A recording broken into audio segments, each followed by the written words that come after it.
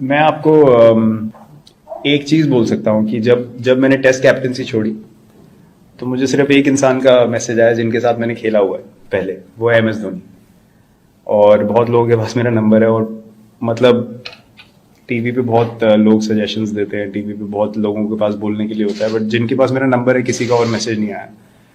तो एक रिस्पेक्ट, एक जो एक कनेक्शन होता है किसी के साथ, वो जब जेन्युइन होता है तो वो इस तरीके से दिखता है, क्योंकि दोनों तरफ सिक्योरिटी होती है। ना उनको मुझसे कुछ चाहिए, ना मुझे उनसे कुछ चाहिए, और ना मैं उनसे कभी इनसिक्योर था, ना वो कभी मुझसे इनसिक्योर था। तो बस मैं इतना ही कह सकता हूँ कि मैं अगर किसी के बारे में कुछ बोलना चाहता हूँ तो मैं उसको इंडिविजुअली रीच आउट करता हूँ। अगर आपको हेल्प भी करनी है किसी की, मतलब आप सजेशन पूरी दुनिया के आगे देंगे तो फिर उसकी वैल्यू मेरे लिए कुछ नहीं है, क्योंकि अगर मेरे लिए वो मतलब की चीज़ है मेरी इंप्रूवमेंट के लिए, तो आप 1-on-1 भी बात कर सकते हैं कि यार आई जेन्युइनली वांट कि आप अच्छा करो।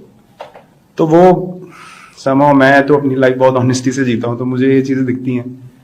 तो ऐसा नहीं मैं बोलूँगा कि मुझे फर्क नहीं पड़ता है, लेकिन आपको सच्चाई दिखती है, बस मैं उतना ही बोल सकता हूँ कि आप जब इतने समय तक खेलते हो, आप ऑनेस्टी से खेलते हो, देने वाला ऊपर वाला ही है, मतलब और मैं इसके आगे कुछ नहीं बोल सकता। बाकी आप हाथ पैर कितने भी मार लो, जब उसने देना है तभी देना है, और कोई कुछ भी नहीं कर सकता इसके बारे में। तो मैं तो अपनी लाइफ ऐसे ही जीता हूँ, और जब तक खेल रहा हूँ, जब तक मैं यहाँ पे खेलने के बाद। कश्मीर फाइल्स के बारे में जो मूवी आई है, यह राष्ट्रीय एकता, अखंडता और संप्रभुता के सवाल पर यह पिक्चर हर व्यक्ति को देखना चाहिए। हमें यह देश को बचाने की आवश्यकता है। हम किसी भाषा में, किसी प्रांत में, किसी मजहब की लड़ाई न लड़ें, बल्कि भारत देश को आगे जैसे ही बढ़ाएं, ये हमारी कल्पना होनी चाहिए और यही हमारा एक आकांक्षा और एक अपेक्षा होनी चाहिए। नमस्कार, आप देख रहे हैं मशाल न्यूज़। मेरा नाम है अनीशा। हम आज जिस मुद्दे पर बात करने वाले हैं वो है भारतीय सिनेमा। भारतीय सिनेमा में कई ऐसी फिल्में बनाई जाती है जो कमर्शियल बेस पर होती है, यानी जिसका मुख्य उद्देश्य सिर्फ पैसा कमाना होता है। लेकिन इसी सिनेमा इंडस्ट्री में कई ऐसे फिल्में भी बनाई जाती है जो सामाजिक मुद्दों से जुड़ी होती है, जिसका सीधा असर समाज पर भी पड़ता है। अभी हाल ही में रिलीज़ हुई एक फिल्म द कश्मीर फाइल्स, जो कि बड़े चर्चे में है, इस पर हम बात करेंगे यहाँ जमशेदपुर के अभय सिंह जी से, जो बीजेपी धनबाद संगठन के प्रभारी हैं। और सबसे पहले आपका बहुत बहुत स्वागत है सर मशाल न्यूज़ में। सर, जैसा कि अभी देख ही रहे हैं, द कश्मीर फाइल्स को लेके काफ़ी ज़्यादा चर्चा है। मेरा ये कहना है कि इससे पहले भी कई सारी मूवी आई, आर्टिकल 15, शूद्र, फिर आपका भीमराव अम्बेडकर, तो इसे लेकर ना मीडिया ना जनता किसी ने भी इतनी चर्चा नहीं की। इस फिल्म में ऐसी क्या खासियत है जो ये इतने जोर शोर पर, मतलब इतने जोरों शोर से इसकी चर्चा हो रही है? जहाँ तक पिक्चर और मूवी की बात है, यह मूवी बिल्कुल ही जीवंत का उदाहरण है जो सच्चे घटना पर आधारित है। आज तक कोई भी फिल्में बनती हैं वो जनता के मनोरंजन के लिए बनती है, काल्पनिक कि ऐसा हो भी सकता है। उस काल्पनिक पिक्चरों को या मूवी बना करके लोग, बॉलीवुड के लोग, चाहे वो कलाकार हों, किसी क्षेत्र में काम करने वाले लोग हों, वो काल्पनिक पिक्चर को लोग दिखाते थे। लेकिन कश्मीर फाइल्स के बारे में जो मूवी आई है, यह बिल्कुल भारत में सच्ची घटना पे आधारित है। यह राष्ट्रीय एकता, अखंडता और संप्रभुता के सवाल पर यह पिक्चर हर व्यक्ति को देखना चाहिए कि हमारे देश में जो 1990-86 से लेकर के 90-92 तक जो घटना घटित हुई है, वह घटना कश्मीर फाइल्स में दिखाई जा रही है। और जो हकीकत जो आया लोगों के बीच में, तो लोग स्तब्ध हो गए, क्योंकि अखबारों में, टीवी में या रेडियो में वो सब बातें स्पष्ट रूप से नहीं आ पाती है। आज के जनरेशन को इस बात के लिए ज़रूर हमें उद्वेलित करना है, उनको प्रोत्साहित करना है और उनको आकर्षित करना है कि हमारा देश कौन है, हमारा राष्ट्र कौन है, कश्मीर क्या है, त्रिपुरा क्या है, मेघालय क्या है, अरुणाचल क्या है, उत्तर प्रदेश क्या है, बिहार क्या है। सबकी संस्कृति में कितने हमले हमारे भारत के अंदर में विदेशी शक्तियों ने किया है, वह चीज़ों को दिखाई जा रही है। और जब भारत की एकता, भारत की अखंडता, भारत की संप्रभुता के सवाल पर जब कश्मीर फाइल्स आई तो लोगों को तकलीफ होने लगी। वैसे राष्ट्र विरोधी ताकतों जो आज तक लोगों को तुष्टीकरण की नीति अपना करके राजनीति करते थे, कहीं ना कहीं वे लोग बेनकाब हो गए और जिसका नज़रिया है कश्मीर फाइल्स आज सभी लोगों को देखना चाहिए, हर व्यक्ति को देखना चाहिए, और जब व्यक्ति देखेगा मूवी तभी वो कश्मीर की हकीकत को जानेगा। लेकिन सर जनता का कुछ जनता का कहना ये भी है कि कश्मीर फाइल्स में पूरी सच्चाई नहीं दिखाई गई है। कौन कहता है? बिल्कुल झूठ है। कश्मीर फाइल्स बिल्कुल हकीकत है। यासीन मलिक कौन है, फारूक अब्दुल्ला कौन है, 1990 में क्या हुआ, 1990 में क्या घटना घटित हुई है, कौन व्यक्ति आकर कह सकता है कि 1990 में बातें नहीं हुई है? बिल्कुल झूठ है। जो भी कश्मीर फाइल्स में दिखाई गई है, आप चैलेंज करिए, आप न्यायालय में जाइए और चैलेंज करिए। और जब सेंसर बोर्ड ने इसे पास किया, लोगों ने रोकने का प्रयास किया, और जब पूरे सेंसर बोर्ड ने इसे पास कर दिया, तब झूठ कहाँ है? तो सर उस समय जो हजारों सैनिक के होने के बावजूद देखा जाए तो 5 लाख कश्मीरी पंडितों को पलायन करना पड़ा, तो इसके लिए जिम्मेदार आप किसको मानते हैं? देखिए, शक्ति सर्वत्र पूजते वीरो भोक्ति वसुंधरा। सेनापति मजबूत होता है तो सेना मजबूत होती है। सेना अपने सेनापति के ऑर्डर को कारगर करते, वही सेना है, वही सेनापति है। लेकिन सत्ता परिवर्तन है, सत्ता पे नेतृत्व जो है मजबूत आदमी के हाथ में है। आज तक लोग मुस्लिम तुष्टीकरण की राजनीति करके लोग कश्मीर को ही नहीं बल्कि पूरे देश को बर्बाद करने में तुले हुए थे।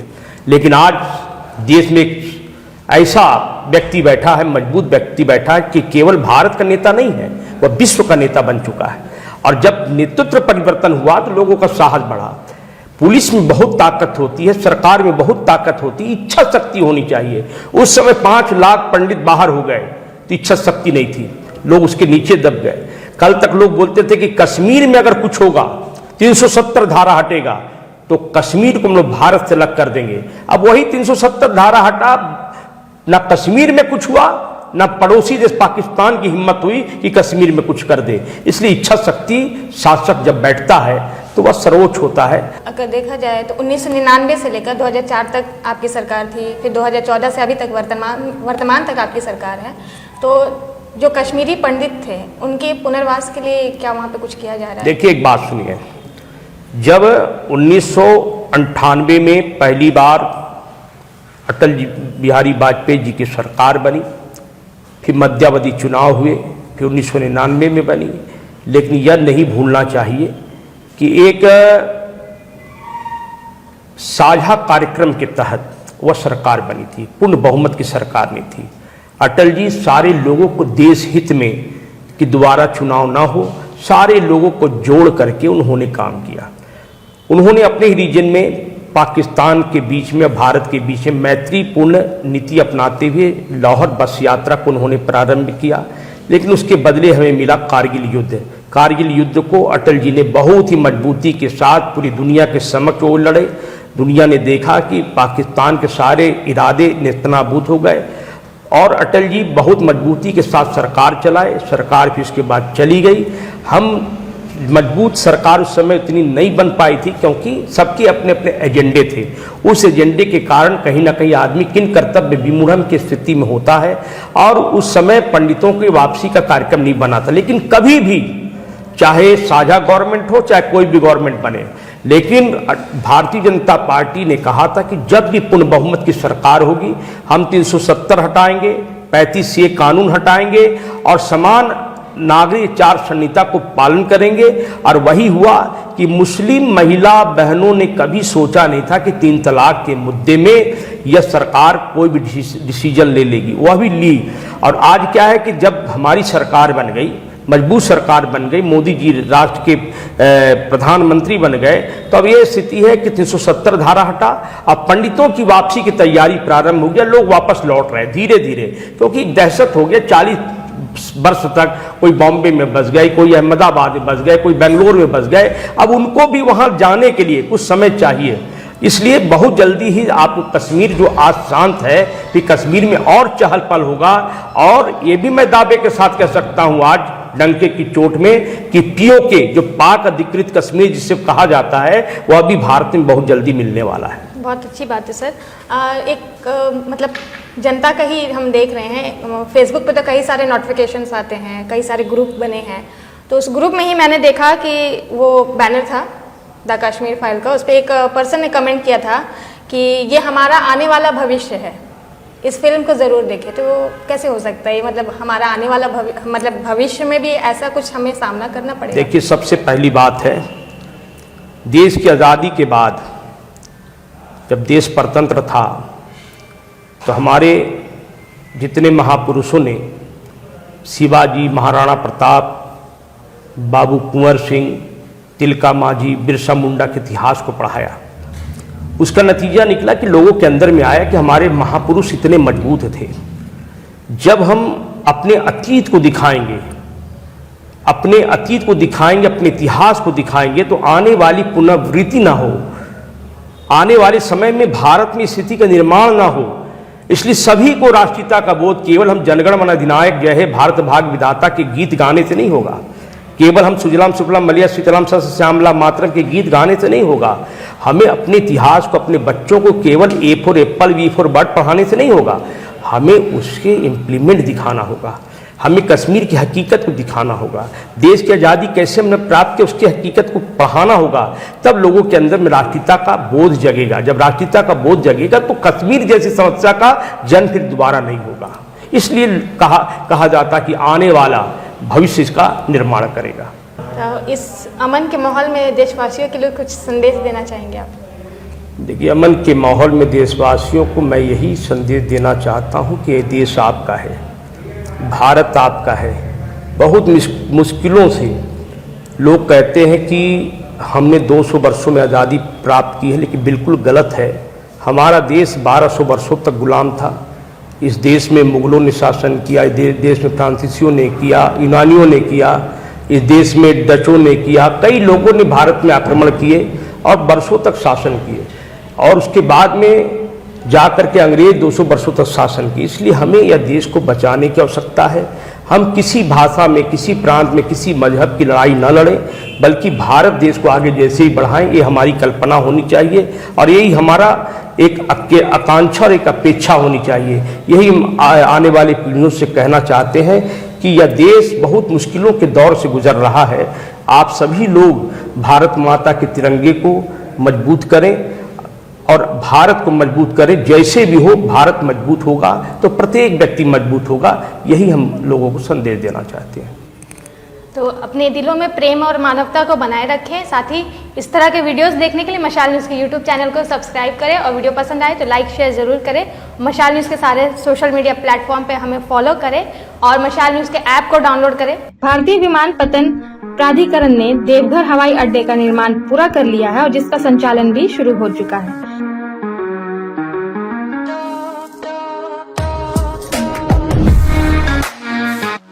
छह 650 एकड़ के क्षेत्र में फैले टर्मिनल भवन का डिजाइन बाबा बैद्यनाथ मंदिर की ही तरह है। टर्मिनल भवन पर जनजातीय कला, हस्तशिल्प और स्थानीय पर्यटन स्थलों की पेंटिंग प्रदर्शित की गई है।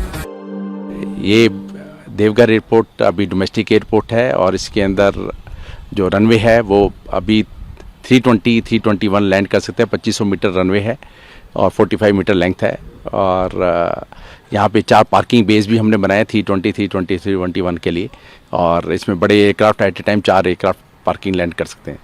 अंदर फैसिलिटीज़ में भी हमने 6 चेक इन काउंटर हैं। अभी डिपार्चर कन्वेयर हो गया, उसके बाद 2 अराइवल कन्वेयर्स हैं जिसमें x-rays, security equipment all with CCTVs well equipped. ये पूरा अपना हमने सिस्टम पूरा इंटरनेशनल लेवल से बनाया है। सुंदर वास्तुकला वाला टर्मिनल यात्रियों के लिए 24 घंटे चिकित्सा सहायता सहित आधुनिक सुविधाओं से सुसज्जित है।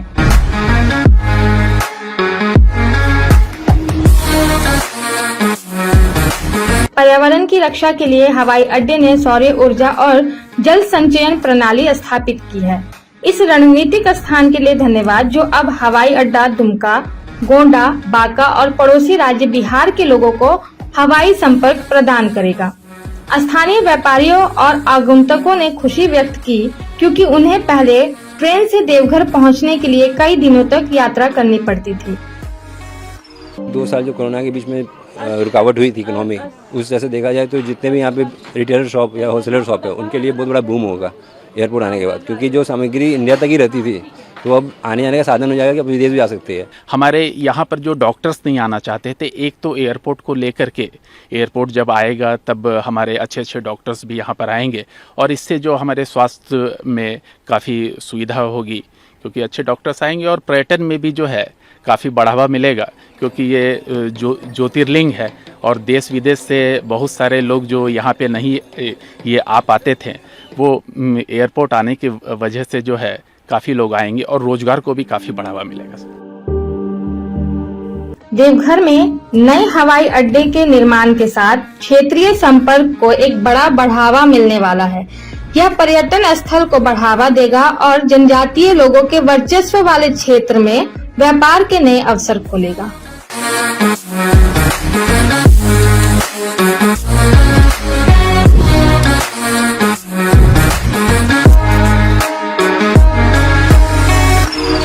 तेलुगु से बहुत ही चौंका देने वाली खबर आ रही है। हेलमेट चेकिंग के दौरान प्लाजा मोड़ के पास युवक पुलिस को देखकर भागने लगा, जिसके बाद वह नाले में गिरकर घायल हो गया।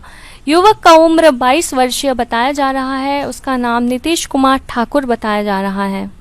ट्रैफिक पुलिस के द्वारा एक बिना हेलमेट चालक को जबरदस्ती पकड़ा, इसको दौड़ाया गया और इस वजह से वो गिर के घायल हो गया। हम लोग सब बस्तीवासी और जितने भी लोग हैं उनको चिकित्सा के लिए लाए हैं यहाँ पे टाटा मोटर अस्पताल में। यहाँ डॉक्टरों के द्वारा भी बोला जा रहा है कि बहुत गंभीर स्थिति में है और हम लोग का यही मांग है कि वहाँ पे अनावश्यक टेल्को कॉलोनी के अंदर जो ट्रैफिक पुलिस द्वारा जांच किया जाता है, पैसा का उगाही किया जाता है, उसको तत्काल रोक लगाया जाए और दोबारा ये घटना पुनरावृत्ति ना हो। इस घटना को जैसे है उसको तुरंत रोका जाए। ये जो कमाने का धंधा बना लिया गया है, आए दिन वहाँ पे पैसा उगाही के चलते मारपीट किया जाता है, इस तरह शिकायत जनता से मिलते रहता है हम लोगों को। यह ऑलरेडी बंद होना चाहिए और प्रशासनिक जो भी अधिकारी है इस पे रोक लगाए और अब जांच करना है। आप शहर के बीचों बीच जांच कीजिए, आप टेलके कॉलोनी के अंदर एक गांव के अंदर आप जांच कीजिएगा और उसमें भय दोहन करना ये गलत बात है। इसका हम विरोध करते हैं और आगे इस तरह की कार्रवाई ना हो। आज विरोध स्वरूप हम लोग सब खड़े हैं टाटा मोटर अस्पताल में, उसको इलाज करवा रहे हैं। जो आगे कार्रवाई होगा हम लोग उस पर करेंगे। धन्यवाद।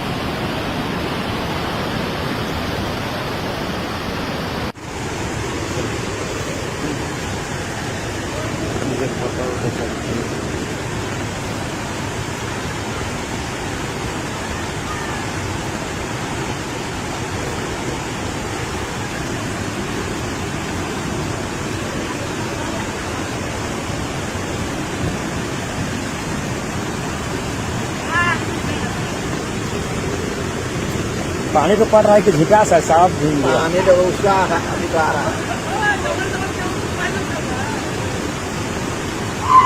ये लोग बहुत लोग का फोटो ले ले लेते हैं। यहाँ से उधर जाएंगे फोटो अच्छा आएगा, इधर थोड़ा आएगा। आजकल लोग अपने कामों में इतना व्यस्त हो जाते हैं कि जो उन्हें पाल पोस कर बड़ा करते हैं उन्हीं को वो बोझ समझने लगते हैं।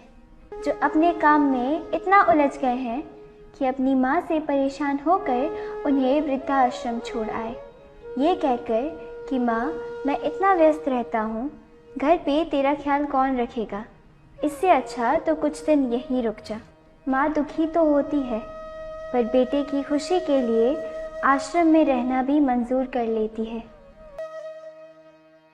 अब एक दिन ऐसा हुआ, साहिल बहुत बीमार हो गया। उसी दिन उसके कुछ दोस्त उसे पार्टी में ले जाने आए। साहिल ने कहा, नहीं आज नहीं, मेरा तबीयत बहुत ख़राब है, कल करते हैं ना।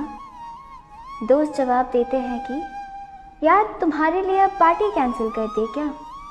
खैर तुम अपना ख्याल रखो, किसी और दिन हमारे साथ चलना। साहिल अकेला हो जाता है, माँ को याद करने लगता है और उनकी तस्वीर देखता है।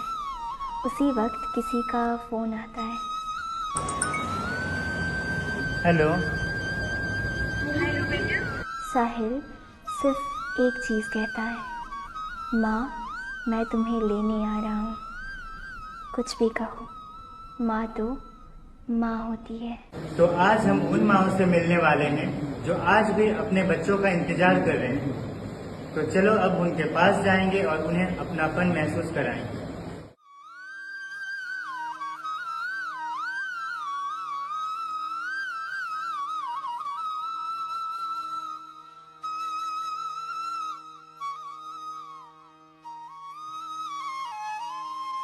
अब शहर में किसी भी पार्किंग स्थल पर एक बार पार्किंग शुल्क देने के बाद उसी दिन दूसरे जगह पार्किंग करने पर शुल्क नहीं लगेगा। अलग अलग संवेदक के माध्यम से हम लोगों ने काम करने के लिए उनको आदेश दिया है। उनका एक चौहद्दी होता है, एक कार्यक्षेत्र होता है जिनके अंदर उनको वाहन पार्किंग करवाना है। लेकिन ऐसा खबर मिल रहा था कि अगर व्यक्ति एक जगह पे पार्किंग करता था तो साक्षी में अगर दूसरे पार्किंग में हो जाता था तो वहाँ भी राशि वसूली जा रही थी उनसे।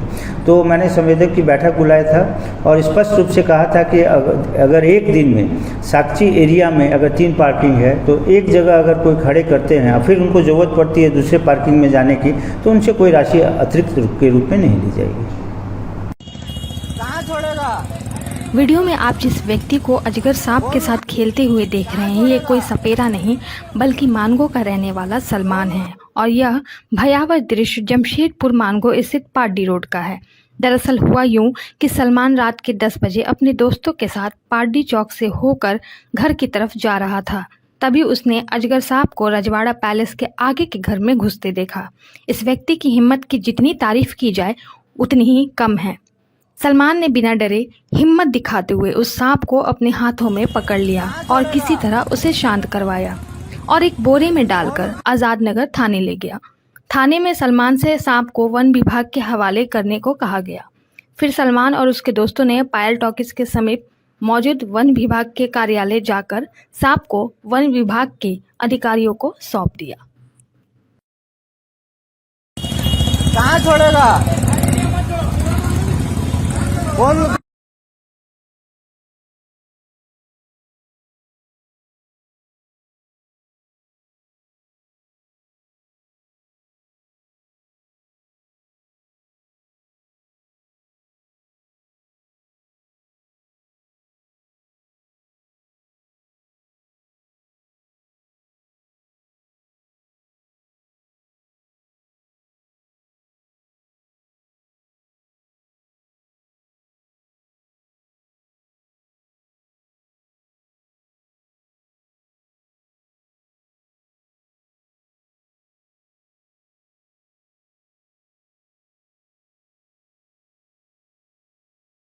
आखिर झारखंड में ये क्या हो रहा है? एक के बाद एक दिल दहला देने वाली घटनाएं आए दिन घटित हो रही है। अभी अंकिता को इंसाफ दिलवाने के लिए आए दिन लोग विरोध प्रदर्शन कर रहे हैं और दूसरी तरफ रांची की यह घटना लड़कियों के लिए बनाई गई सुरक्षा व्यवस्था को खोखला साबित कर रही है। आखिर रांची के नेशनल लॉ यूनिवर्सिटी के गर्ल्स हॉस्टल में बीती रात जो हुआ वह क्या था और वहां ऐसा क्या हुआ कि लड़कियों में दहशत का माहौल बन गया। रांची स्थित नेशनल लॉ यूनिवर्सिटी के गर्ल्स हॉस्टल में बीती रात जमकर हंगामा हुआ। विश्वविद्यालय के कांके स्थित गर्ल्स हॉस्टल के बाथरूम से एक लड़का पकड़ा गया। पड़ताल में उसने जो बताया उससे छात्राएं न सिर्फ दहशत में हैं बल्कि हॉस्टल की सुरक्षा व्यवस्था पर कई सारे सवाल भी खड़े हो रहे हैं। हॉस्टल में लड़के के पकड़ जाने की सूचना मिलने पर कई लड़कियां तो दहशत में बेहोश तक हो गईं। प्राप्त जानकारी के अनुसार देर रात बाथरूम से कुछ चहलकदमी की आवाज सुनाई दी। इसके बाद छात्राओं ने एक गुट बनाया और लड़के को बाथरूम में ही पकड़ लिया। पकड़े जाने पर उसने बताया कि उसके साथ 2 और लड़के भी हॉस्टल में दाखिल हुए थे, लेकिन वो मौका मिलने पर भाग निकले। इसके चलते हॉस्टल में देर रात हंगामा होता रहा। इसी बीच इसकी सूचना किसी ने स्थानीय पुलिस को दे दी। मौके पर पहुंची पुलिस ने युवक को गिरफ्तार कर लिया। बताया जा रहा है कि जिस हॉस्टल में यह घटना हुई वहां वार्डन भी मौजूद नहीं था। वहीं इस घटना ने परिजनों की चिंताओं को और बढ़ा दिया है। इधर छात्राओं ने इस घटना के विरोध में यूनिवर्सिटी के भीतर भी विरोध प्रदर्शन किया।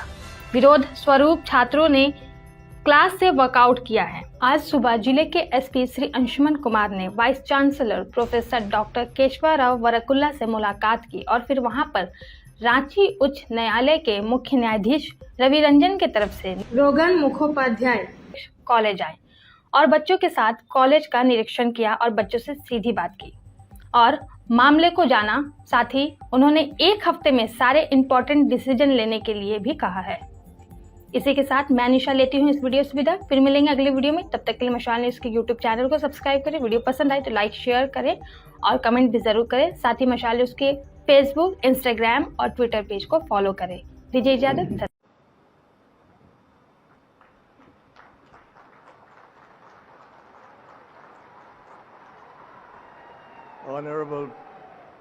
Honorable Prime Minister, Honorable Chief Minister, and members of the audience. I can't make a speech in Hindi, so I shall try to communicate with all of you in English. The message will be the same. It will be from my heart.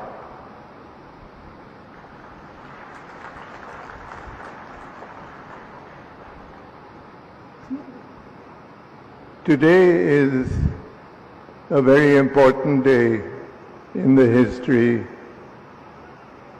of the state of Assam. It is a day that raises Assam to a higher level in terms of health care and treatment of cancer that has not been experienced by the other states in the country. It really is a day that cancer, which is not a rich man's disease, is being equipped to serve and treat the millions of people that are inflicted. None of this would have taken place if it had not been for the insight and futures of our enlightened Chief Minister, who has been the driving force in this entire activity. And of course, none of this could ever have happened without the support and the earnest desire to give Assam the recognition it deserves, and that would be our Honorable Prime Minister.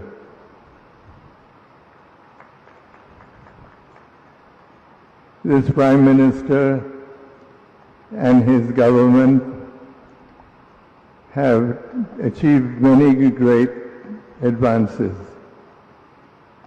And it is humbling and at the same time a question of great pride to know that this event today is the culmination of many months of very advanced thinking. I shall not bore you with more statements. I should just say that today Assam का बहुत important दिन है।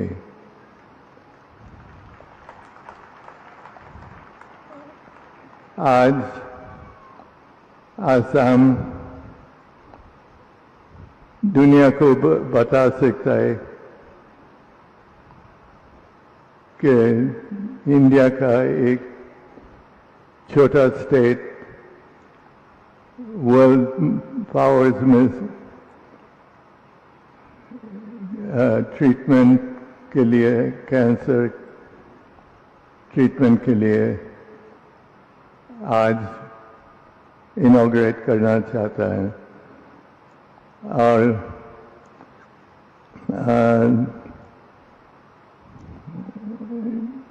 Honourable prime minister और chief minister और mister Modi का government को मैं thank you बोलता हूँ कि असम को भूला नहीं, आगे बढ़ेगा। और मैं सच हार्ट से ट्रीट करता है कि ये स्टेट आगे जाएगा और इंडिया का हाथ, इंडिया का फ्लैग और इंडिया का दिल से इस स्टेट आगे बढ़ेगा। Thank you very much. And thank you, Mr. Prime Minister and Mr. Chief Minister and the government for all that they have done. I dedicate my last years to help make Assam a state that recognizes and is recognized by all. Thank you very much.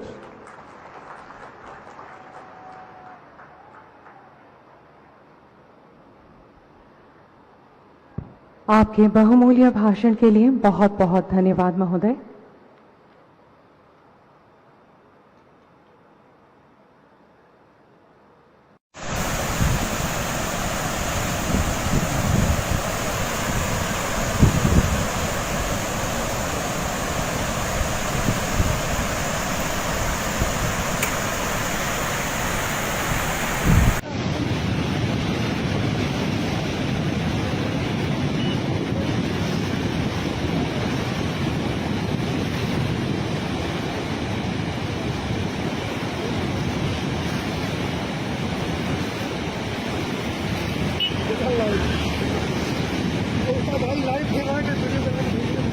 बोलो मत।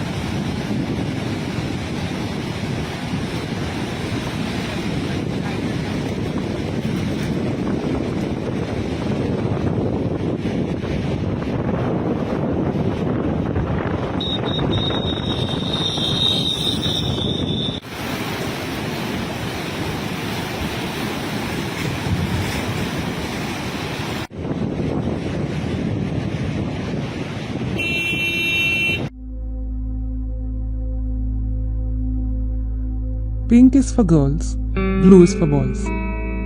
But what if you belong to neither color? Or both? We have been struggling with our identities, struggling for acceptance, struggling for love from our families, struggling for inclusion in society. We have been deprived of education, denied jobs, exploited, sexually assaulted, mocked, discriminated upon, and shunned. We lived because we didn't die. I always prayed that I get out of this vicious circle. I feel my prayers have been answered. But you know, when I learned that Tata Steel was recruiting people from the transgender community through merit-based interviews, I thought it was all fake. In the past too, people have come to us, taken our photographs, filled up forms and assured us of jobs. But then nothing ever happened. We just remained a photo op. But this time it was different. This job had made our biggest dream come true. The dream of being accepted with our real gender identities. Something which we had always had to conceal in other jobs, in the organized or unorganized sectors, for the fear of, well, everything. Till even 6 months back, I used to dance at weddings and clap on trains. Today, I am training to operate heavy machines in mines. I have an identity card that says Tata Steel. Everyone treats me with respect and dignity here. This is something I had craved for all my life. I now want to buy a house of my own a car. This job has allowed me to dare to dream. At Tata Steel, by sheer hard work, merit and talent, we can get promoted, earn more, make progress in life. What I love about my new job is the work environment. It is healthy, inclusive, accepting, sensitive, compassionate, and full of respect. For the first time, someone has recognized us as part of the workforce and offered us a respectable job, income, designation, and training. Many of us have had to conceal our truth to our families and society. Many get married due to family pressures. Many are still struggling with their gender identity on a personal level. This job with a prestigious company like Tata Steel will help many of us to come out to our loved ones and to face society boldly. Society dictates that girls must like pink, dress up in a certain way and play with dolls, while boys must like blue, must not cry, and never wear makeup. But why should it be like this? Let anyone like any color. The rainbow has 7. Slowly our families are coming to terms with our true selves. They are delighted that we work for Tata Steel. They feel proud. When a large multinational like Tata makes space for members of the transgender community, it's a pioneering moment for both the transgender community and for the private sector. We as a trans man or trans woman are going to set an example by working here, which is going to show a ray of hope to the entire transgender community. Our storms have been fierce, dark, and long. Now, our rainbow will be the brightest.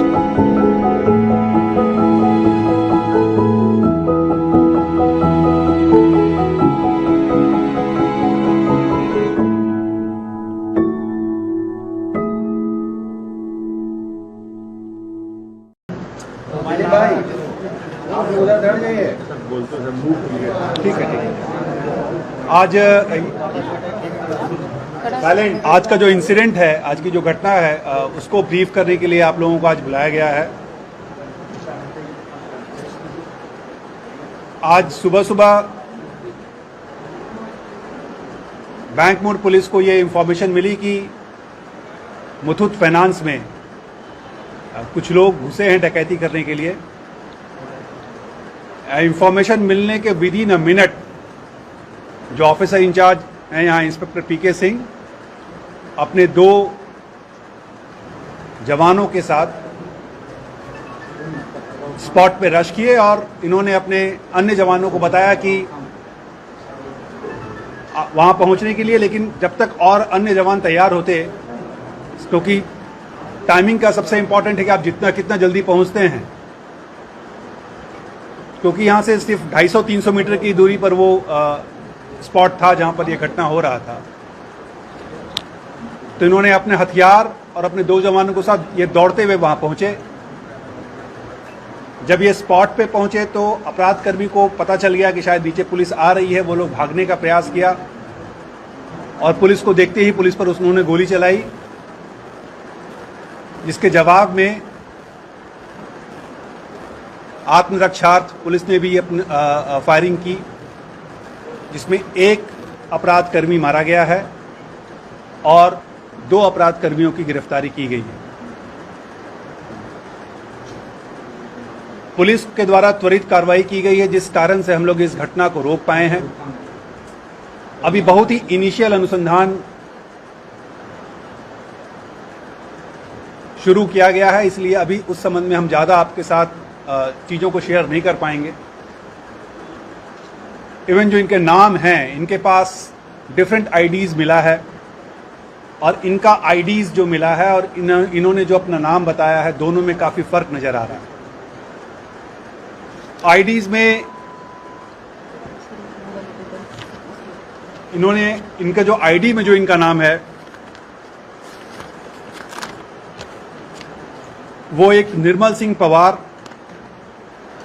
जो इंदौर मध्य प्रदेश के नाम से ID है, और दूसरा ID Gunjan Kumar, जो रांची लालगंज के नाम से आईडी है।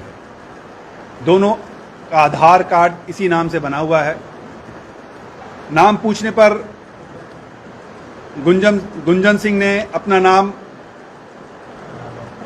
राघव बताया है और लखीसराय का रहने वाला है, और दूसरा जो निर्मल सिंह पवार है वो अपना एक्चुअल नाम आसिफ बता रहा है और वो समस्तीपुर का रहने वाला है। एक अपराधकर्मी जो इस मुठभेड़ में मारा गया है उसका नाम ये लोग रॉबर्ट उर्फ रैबिट बता रहा है। उसके बारे में अभी अन्य इंफॉर्मेशंस पता नहीं है। अभी इन्होंने भी कहा है कि कहाँ का रहने वाला इनको नहीं पता है। हम लोग वेरिफिकेशन कर रहे हैं और वेरिफिकेशन के बाद जब हम लोग को उसके बारे में सारी इंफॉर्मेशन पता चल जाएगा तब हम आपको फर्दर बताएंगे। जो इसमें कुल 5 अभी तक जो बात आई है, 5 अपराध कर्मियों की बात आई है, जिसमें एक अपराध कर्मी मारा गया, 2 पकड़ा गया, 2 फरार हुए हैं। उसके लिए पुलिस टीम उस पर काम कर रही है। जल्दी उनको भी हम लोग गिरफ्त में ले लेंगे। उनके बारे में बहुत सारी सूचना हमारे पास आ गई है। अभी सब कुछ बता रहे हैं, सब बता रहे हैं, सब बता रहे हैं। नहीं, टोटल 2 अपराध कर्मी पकड़े गए हैं, एक मुठभेड़ में मारा गया है। ऐसा भी हुआ है कि मैंने न्यूज चैनल में अभी हम सब कुछ बता दें, फिर आप लोगों से सवाल लें। नहीं, 2 मारा गया है, ऐसा भी सूचना मिल रहा है। अभी हम सब बता दें, फिर आपसे हम सवाल लेंगे। आप जो भी सवाल करेंगे हम आपसे सवाल लेंगे। पहले आप पूरी सूचना तो जान लीजिए।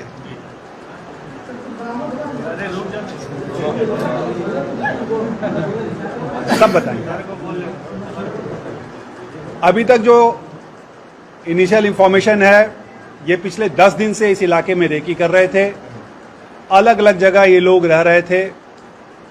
धनसार में एक कमरा इन्होंने लिया था भाड़े पे, जहां ये लोग रह रहे थे। उसके पूर्व ये अन्य थानों में भी इनका ठौर ठिकाना था।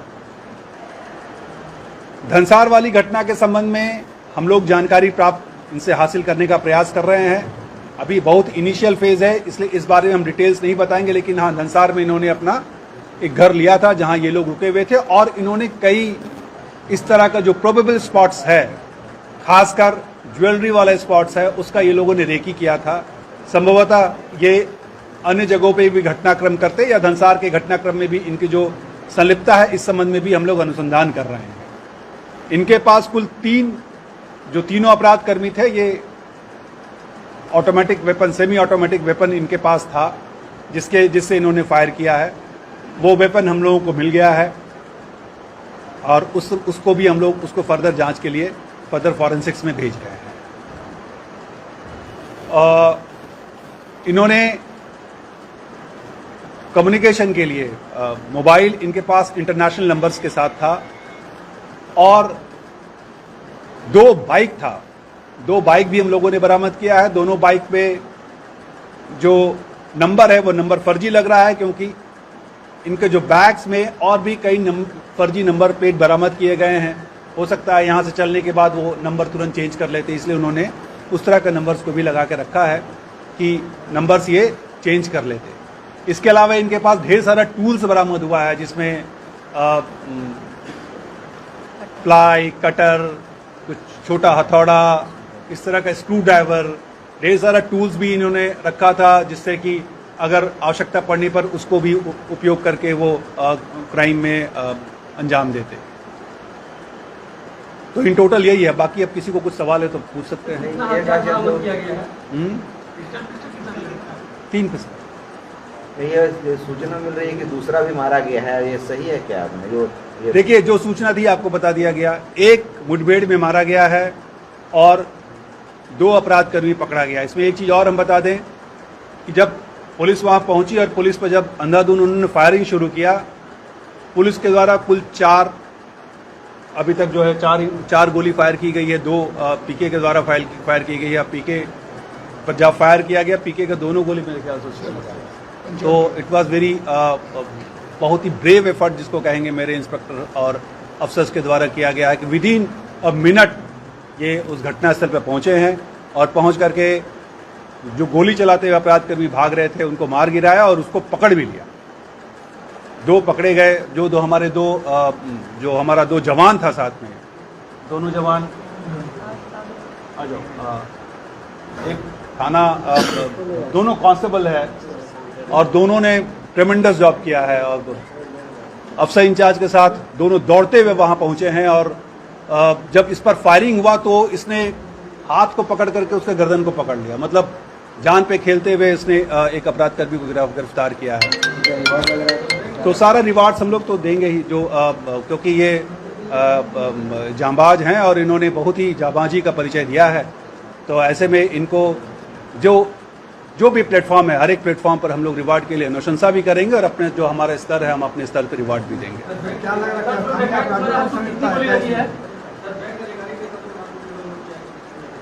बैंक अधिकारी के साथ बैंक में आपको बता दें, जैसे पता चला कि बैंक में लूट की घटना को अंजाम देने के लिए अपराधी घुसे हैं, पुलिस वहां पहुंची है, तो तब तक वो लोग बैंक का जो लूट की घटना को अंजाम नहीं दे पाए थे। जब उनको पता चला कि पुलिस दौड़े दौड़े कोई हथियार लेके आ रहा है तो वो लोग भागने का प्रयास किए कि हम लोग गोली चलाते हुए भाग जाएंगे, लेकिन पुलिस इतना जल्दी पहुंची कि न ये बैंक की घटना में लूट की घटना को अंजाम दे पाए और न ठीक से भाग पाए। अभी तो जो अभी इंक्वेस्ट में हम लोगों ने 2 गोली देखा, अभी उसका पोस्टमार्टम किया जा रहा है। अपराधियों के तरफ से करीब 8-10 गोली चला है। 10 गोली। खोखा मिला है क्या वहाँ? खोखा मिला है? खोखा कुछ बरामद हुआ। स्थानीय अपराधकर्मियों के बारे में हम लोग जो बताया कि अभी जो उनकी आइडेंटिटी है, वो आइडेंटिटी क्योंकि बहुत ही वेग आइडेंटिटी है उनका, जो आइडेंटिटी में आधार कार्ड या अन्य जो भी कार्ड्स उनके पास हैं वो अलग अलग नाम से हैं। ये लोग का अपना कहना कुछ है, तो सबको हम लोग वेरिफिकेशन कर रहे हैं।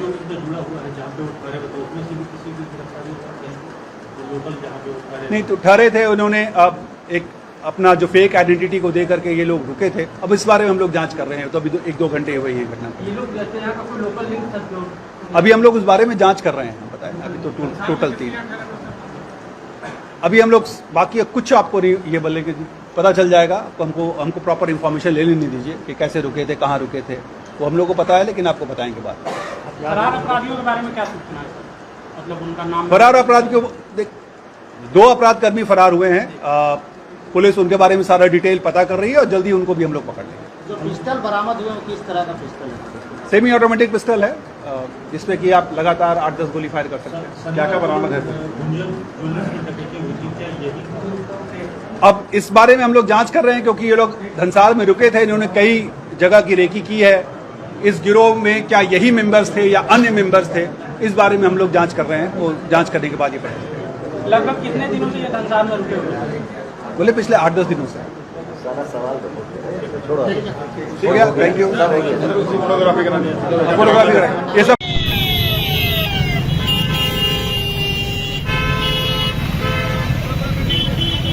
मानगो स्वर्णरेखा प्रोजेक्ट, जिसका उद्घाटन हाल ही में किया गया है। यह घटना आज सुबह की है। यहाँ खड़ी एक बुलेट में आग लग गई, जिसे बुझाने के लिए यहाँ एक भी फायर एक्सटिंग्विशर मौजूद नहीं दिखा। यहाँ तक कि आसपास के लोग खड़े होकर इस बुलेट को देखते रहे, पर किसी ने भी इसे बुझाने की कोशिश नहीं की। कुछ देर बाद यहाँ पास ही में उलेडी थाना पड़ता है। कुछ देर बाद सिपाही और प्रशासन की टीम यहाँ पहुंची और आग को बुझा लिया गया। आपको बता दें कि कुछ दिन पहले की ही घटना है, मानगो की ही घटना है। यहाँ टायर गोडाउन में आग लग गई थी, जिसे बुझाने में लगभग 15 से 20 दिन का समय लग गया था, जिसके ठीक बाद विजय यादव द्वारा तमाम बड़े जगहों पर फायर एक्सटिंग्विशर लगाने का वादा किया गया था, बात की गई थी। पर आज इस घटना के बाद हमें प्रशासन के द्वारा कहीं ना कहीं लापरवाही दिख रही है। उनकी ये बात कहाँ तक सच है, कहाँ तक झूठ है, ये हमें सोचने पर मजबूर कर देती है। ऐसे सरकारी भवन में फायर एक्सटिंग्विशर का होना बेहद ज़रूरी है। हमारी प्रशासन से आग्रह है कि अगर आप हमारे इस न्यूज़ को, इस वीडियो को चैनल के माध्यम से देख रहे हैं तो जल्द से जल्द फायर एक्सटिंग्विशर लगाने का व्यवस्था करें, क्योंकि कब क्या हो जाए ये किसी को नहीं पता।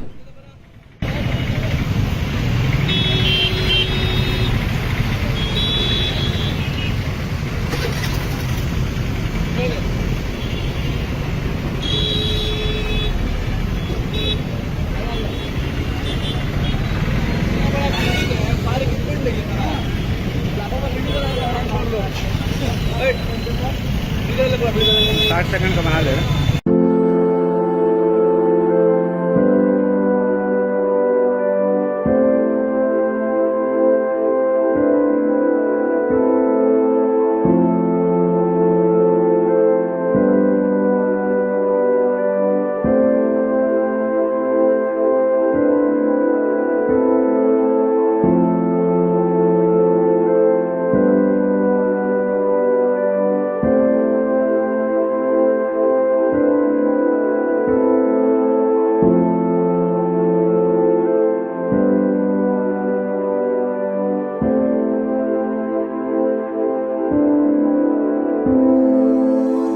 सलाम जोहार जमशेदपुर। मैं आकाश कुमार सहयोगी प्रेम जी के साथ आज मौजूद हूँ श्री कृष्णा सिटी वास्तु विहार जो आसंगी में स्थित है।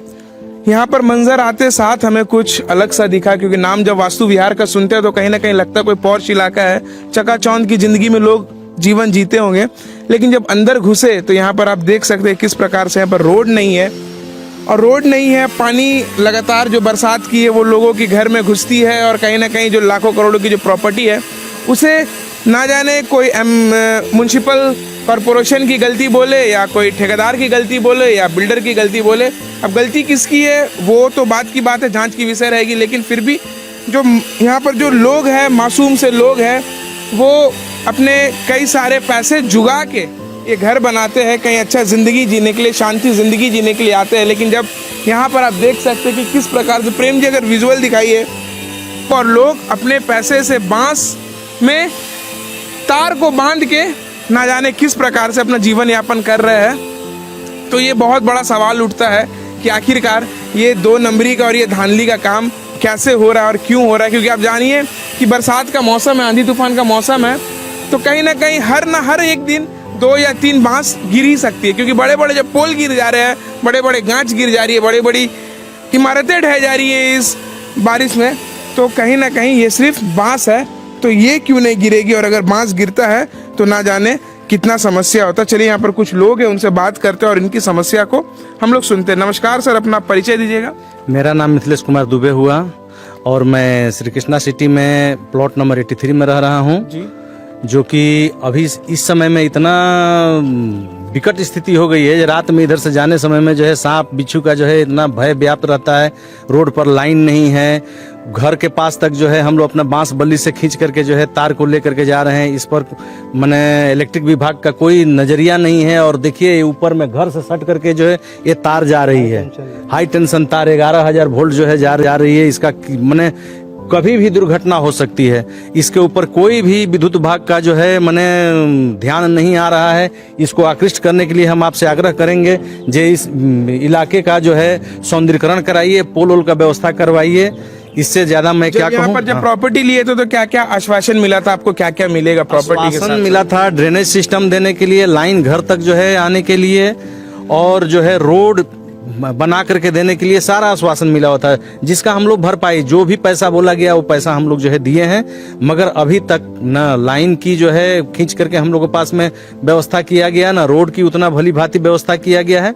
हाँ, बिल्डर के द्वारा यथावत जितना जो भी हो सका वो अपना किया। उसके बाद से कहाँ ये जो है इसका मने नक्शा भिला गया है कि क्या हुआ है, कुछ पता नहीं चल रहा है। ये देख लीजिए रोड की दशा, जो क्या दशा में रोड चल रहा है। ऑफिशियल्स को कोई लीगल नोटिस दिए आप लोग अपनी समस्याओं को? अपना समस्या लेकर के हम लोग जो है विद्युत विभाग में जो है दिए थे, एसडीओ साहब से मिले थे। उन्होंने आश्वासन दिया था जे 15 से 20 दिन में जो है आपका जो है पोल जो है सर्वे हम करा लेते हैं, उसके बाद से पोल वोल गिरेगा, थोड़ा समय लग। सर्वे वो आए थे, सर्वे किए, मगर जो है अभी तक पोल गिरा नहीं। सर्वे किए हुए हमको लग रहा है जो 1-1.5 महीना 2 महीना से ऊपर हो गया, लेकिन अभी तक जो है पोल की व्यवस्था नहीं हो पाई है। और ये बहुत विकट स्थिति है, जिसको हम लोग मने कुछ बोल नहीं पा रहे हैं, ना कुछ कह पा रहे हैं। इस पर जो है कृपया आप अगर ध्यान इस पर आकृष्ट कराएं प्रशासन का, तो इसके लिए हम लोग आपका जो है आभारी रहेंगे। जी जरूर। सर अपना नाम बताइएगा। रबना राव। अच्छा, अभी यही का बात है? हाँ, सब प्लॉट नंबर 147। मैं भी 2 साल से इधर पर हूँ। तो हम लोग जब इधर के जगह हम लोग बुक किए थे, तो काफ़ी हम लोग को एश्योरेंस दिया था कि रोड लाइट वूट सब देंगे, ड्रेनेज, बट ऐसा हम लोग को कुछ नहीं मिला है। और रात का टाइम में तो फैमिली के साथ इधर आना और जाने में तो काफ़ी दिक्कत होती है। कब कौन छिनताई करेगा क्या है, फिर सांप बिच्छू का भी डर है। और प्रॉपर आपका ड्रेनेज नहीं है, सारा पानी जो रोड में बह रहा है। हमेशा कितना लोग गिरते रहते हैं, बैग से जाता है, स्किट करते हैं, गिरते रहता है, चोट लगता है। इसीलिए मैं निगम से आग्रह करता हूं कि आप लोग से जितना हो सके इस पर ड्यान दिया जाए।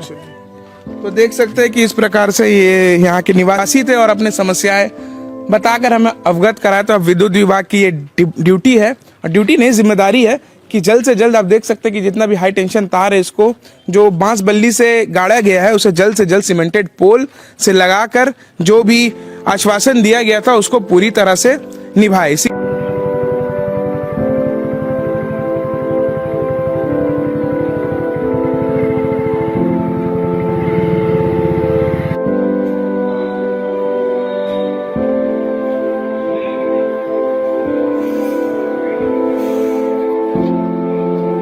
अभी JBVNL के एसडीओ साहब शंकर सवैया जी है, इनसे जानते हैं कि क्या समस्या है जो कृष्णा सिटी आसंगी वास्तु विहार में हो रही है। कृष्णा सिटी आसंगी वास्तु विहार में हो रही है। तो सर हमें बताइए कि लोगों की जो समस्या है पोल को लेकर, वो कब तक निवारण हो जाएगी? देखिए, निवारण वो अभी तो नहीं होगी। जब उसका एस्टिमेट प्राकलन बनेगा, संबंधित क्षेत्र के जो बिल्डर हैं या फिर जो जमीन को बेचे हैं, उनकी जवाबदेही है कि सारा पोल अरेंजमेंट, पानी व्यवस्था, सारा उनको रोड वगैरह उनको सारा अरेंजमेंट करके देना है। तो हमने जो उसका प्राकलन बनाया है, जितना प्राकलन का राशि होगा वो जब डिपार्टमेंट को जमा करेंगे तभी वहाँ पर पोल लगेगी। तो अभी अनुमानता कभी पोल लगने का अभी क्या है? ऐसा कोई स्थिति नहीं है, ऐसा कुछ नहीं है, अभी पोल ही नहीं है हमारे पास में। अच्छा, अभी तक पोल ही नहीं है, मतलब जब तक बिल्डर आप लोगों को एस्टिमेट नहीं देगा? नहीं, एस्टिमेट हम देंगे। एस्टिमेट आप देंगे? हम देंगे। वो पैसा यहाँ जमशेदपुर जीएम साहब के ऑफिस में जमा करेंगे। उसके बाद वो वर्क ऑर्डर निकलेगा, उस पैसे से मटेरियल परचेज होगा, तो फिर हो जाएगा, काम होगा, तब जाके काम होगा। धन्यवाद। इसी के साथ मैं आकाश कुमार सहयोगी प्रेम जी के साथ आपसे विदा लेता हूं। फिर जुड़ेंगे किसी अन्य मुद्दे और चर्चित टॉपिक पर बात करने के लिए। तब तक के लिए देखते रहे मशाल न्यूज। जय हिंद। आप सभी को रक्षाबंधन की ढेर सारी शुभकामनाएं। आप लोग भी रक्षाबंधन बहुत अच्छे से मनाए होंगे। हमारा देखिए पूरी दुनिया में सबसे ज्यादा राखी हमको बांधा गया है यहाँ पे। हम तो कुछ ज्यादा ही अच्छे से रक्षाबंधन सेलिब्रेट करते हैं।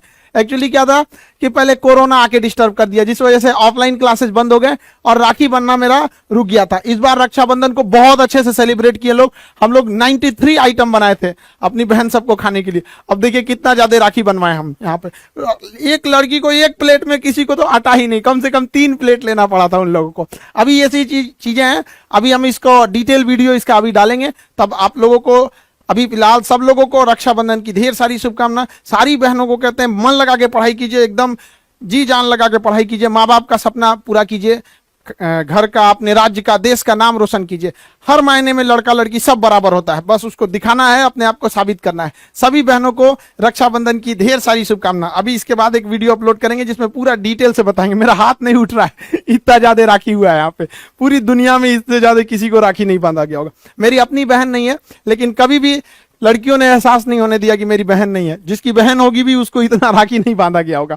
बहनों के लिए भी पूरा सारा बढ़िया से व्यवस्था था, खाना पीना सब चीजों का एकदम। उन लोगों के लिए एकदम यादगार राखी रही होगी। हमसे ये हाथ नहीं उठ रहा है। थोड़ी देर में वीडियो अपलोड करते हैं आप सभी लोग को, कैसे हम लोग पटना में रक्षाबंधन को सेलिब्रेट किया। पूरी दुनिया में इससे बेस्ट राखी हमको लगता नहीं होगा यहाँ पे। सारी बहनों को रक्षाबंधन की ढेर सारी शुभकामनाएं, पूरे देशवासियों को रक्षाबंधन की ढेर सारी शुभकामनाएं। अभी मिलेंगे थोड़ी देर में पूरी वीडियो के साथ, आपको बढ़िया से उसमें दिखाया जाएगा। तब तक के लिए जय हिंद।